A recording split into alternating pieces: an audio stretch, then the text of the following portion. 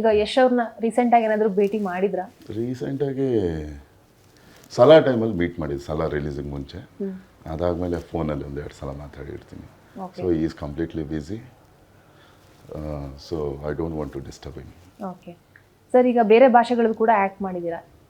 ಒಟ್ಟಾರೆಯಾಗಿ ಯಾವ ನಟನ ಜೊತೆ ಆ್ಯಕ್ಟ್ ಮಾಡಿರುವಂಥದ್ದು ನಿಮಗೆ ಖುಷಿ ಕೊಟ್ಟಿದೆ? ಅಂದರೆ ಯಾವ ವಿಷಯ ತುಂಬ ಇಂಪ್ರೆಸ್ ಆಯಿತು ಅಂತ? ಸುಮಾರು ಹೀರೋಗಳ ಜೊತೆ ಮಾಡಿದ್ದೀನಿ. ಮೋಹನ್ ಲಾಲ್ ಸರ್ ಜೊತೆ ಮಾಡಿದ್ದೀನಿ, ಒಳ್ಳೆ ಎಕ್ಸ್ಪೀರಿಯನ್ಸ್. 2 ಸಿನಿಮಾ ಮಾಡಿದ್ದೀನಿ ಅವ್ರ ಜೊತೆ.